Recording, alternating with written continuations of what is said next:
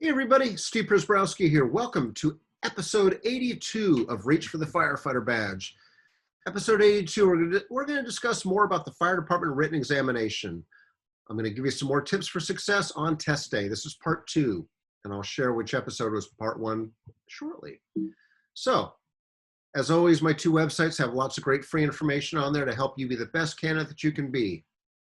Also, available on my websites, 2 of the 3 books I've had published for entry-level firefighters, Reach for the Firefighter Badge, as well as the Future Firefighters Preparation Guide, both books to help you be the best you can be.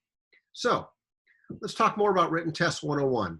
In episodes 37 and 72, we discussed the basics of fire department written examinations and then how you could prepare and act on game day, test day, usually the first step in the firefighter hiring process at most fire departments. So, let's build upon that.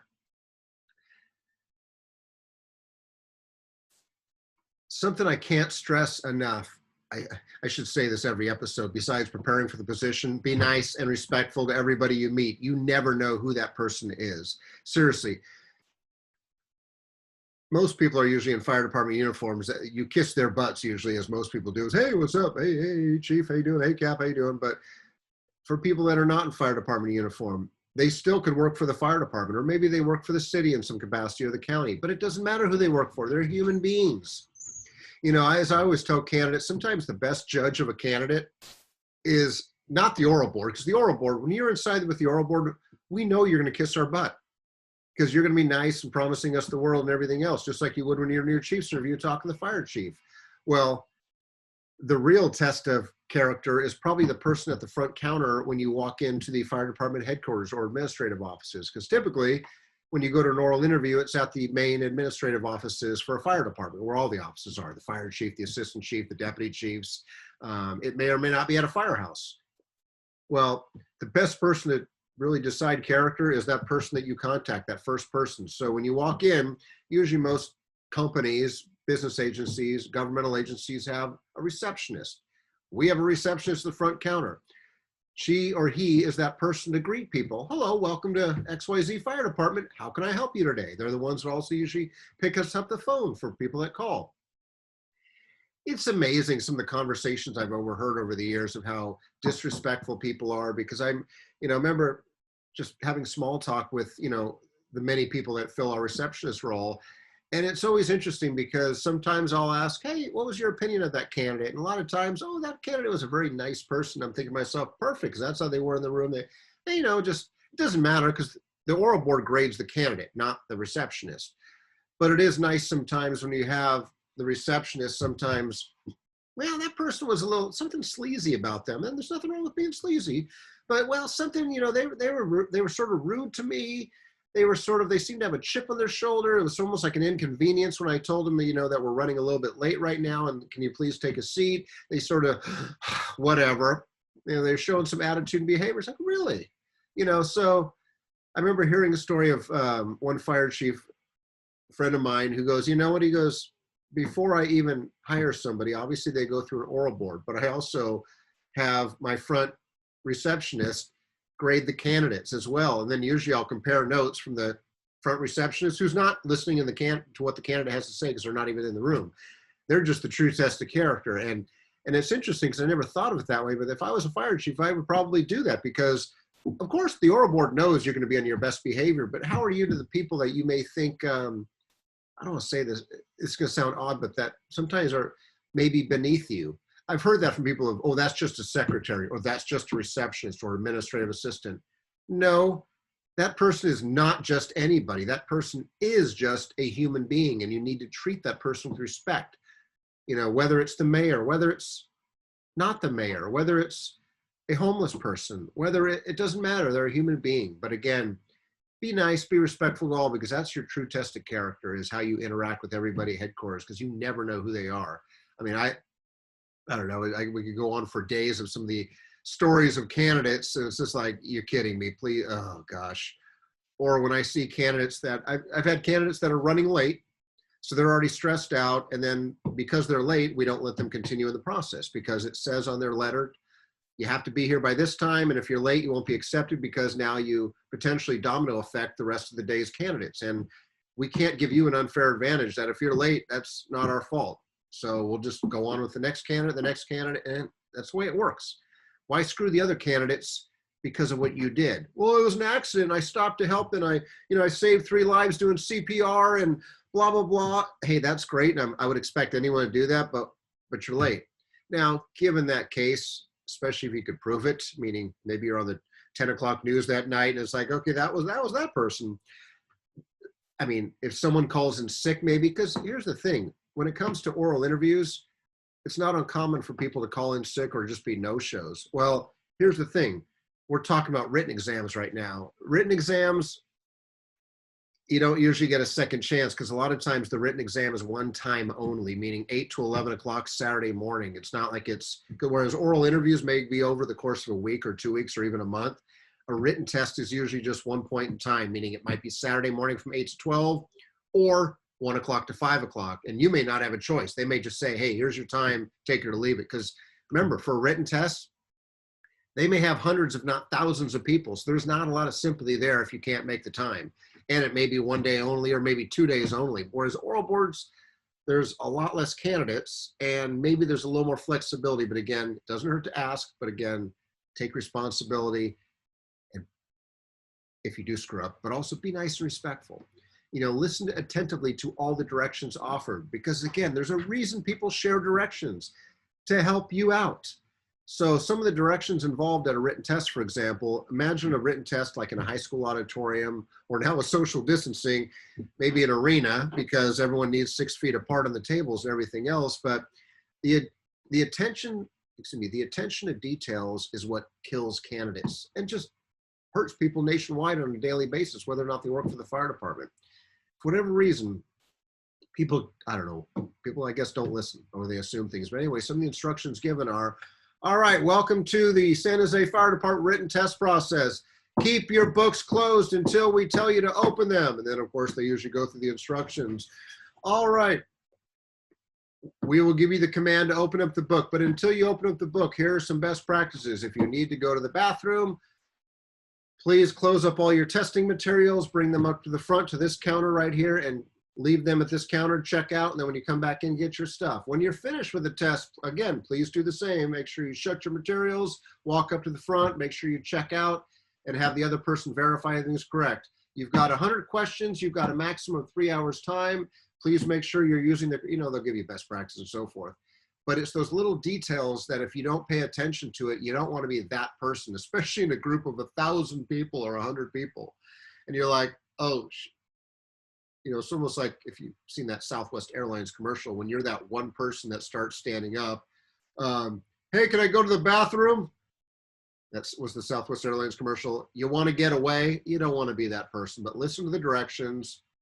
Don't be the person that opens up the book early, because there's people walking around the room. And while someone's giving you, through a microphone, usually to the whole audience of instructions, they usually have multiple proctors that are walking around just looking to make sure no one's cheating or prematurely doing things they're not supposed to be doing. So don't do stuff you're not supposed to do.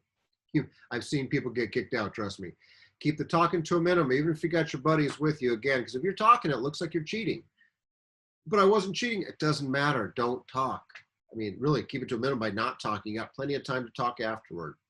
Don't open the test booklet until told to do so. Most of the time, the test booklet says in big letters, do not open until told, because sometimes the first thing they ask of you is, all right, before we open the books, we are going to read a passage. So you hear a pre-recorded passage of maybe, 2-3 minutes. So a pre-recorded passage of a story or something. And during this time, they'll tell you, okay, books are closed. You can't take notes, so writing utensil down, don't write.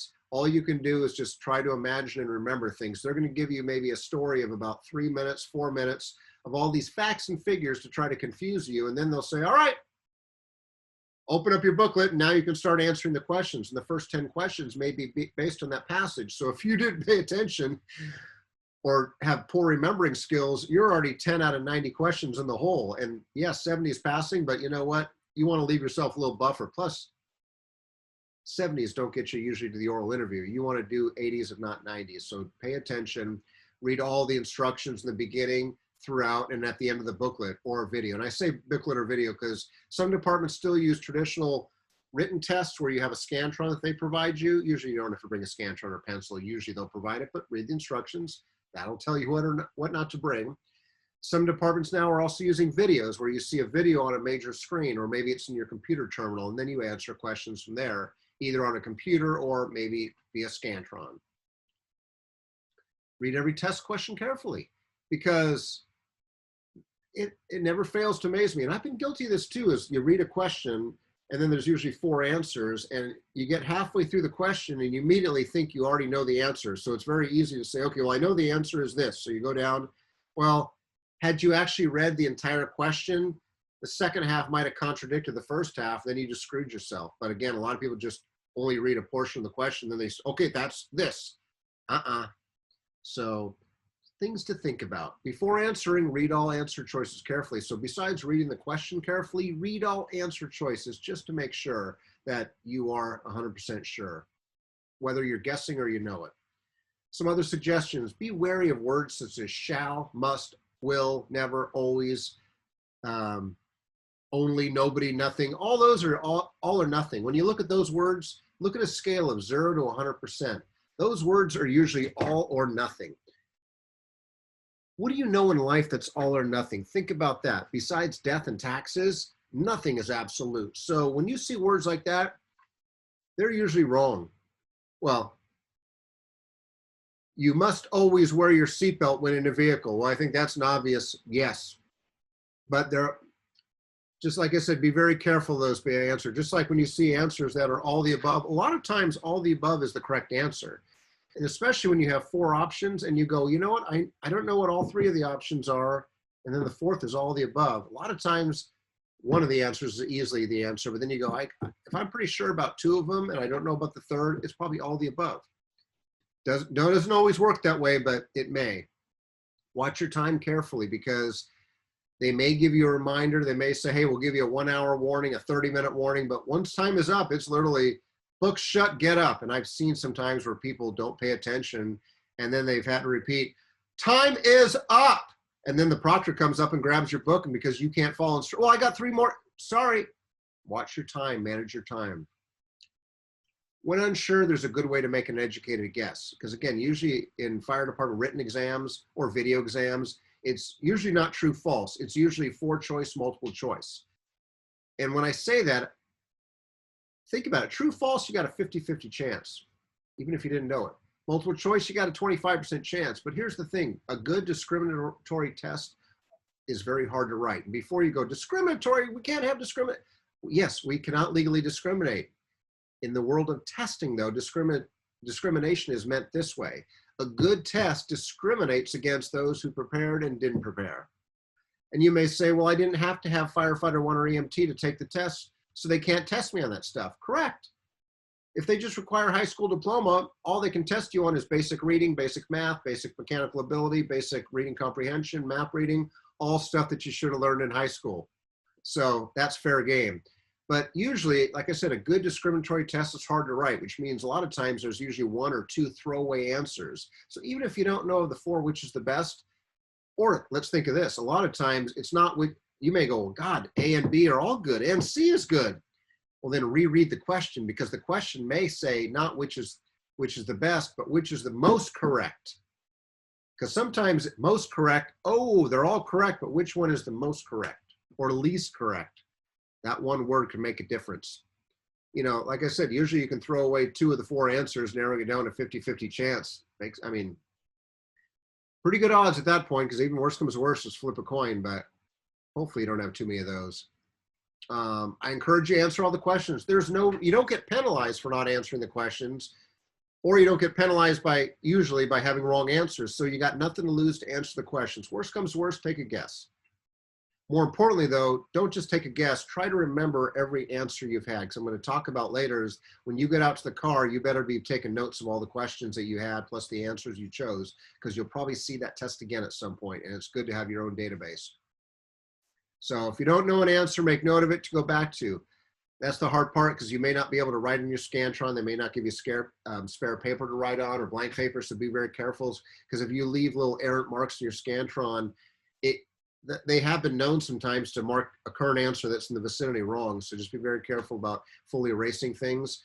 Now, if you're taking a test on a computer, now, one thing I know about like our testing system we use at the college through Canvas, you can't go back. So when there's a multiple choice quiz, like the midterm, the final, that's the problem, is you can't go back. Otherwise you void out the whole, well, you don't void the test, it immediately stops right there. So all the future questions you can't answer and then your score stops. So pace yourself, know the rules of engagement, and you may be forced to answer one at a time. But if it is a written test where you have the booklet in front of you and you have the scantron, you know what, make a note of the ones you don't know. Go for the ones you know. Because here's the thing, if you don't know something now, there may be a question later on that may be very similar, or that may trigger an answer, or may contradict your first thoughts. So sometimes it's good to wait to the end. Regarding the scantrons, if you do have to fill a scantron out, make sure you completely bubble in the scantron. Or if it's a computer, click as submit, because usually before you can go to the next answer choice, you have to usually click as submit or some other button that allows you to close it out and go to the end. A lot of times candidates I know at the college are like, well, it didn't take my answers, right? Because you got to follow instructions and do what's in front of you. Like I mentioned earlier, probably don't mark in the test booklet. They'll probably write on there and they'll probably tell you don't mark in the test booklet. Don't be that person. If you have to erase an answer on a scantron, I've already mentioned that, and sure, you can completely do so without really rubbing dry with your eraser there. Stick with your gut on the first choice. Usually your gut's correct, but on the flip side, if you stick with your gut on question 3, but then by question 70 or 80, you go, you know what, I'm having second doubts about that. And now after I see a couple future questions, I'm going to change it. Hey, that's fine. But again, make sure you're pretty sure before you change it.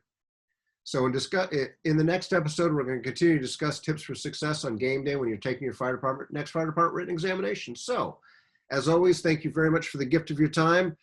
Please feel free to reach out if I can ever be of assistance. So until the next episode, take care, be safe, and we'll see you soon.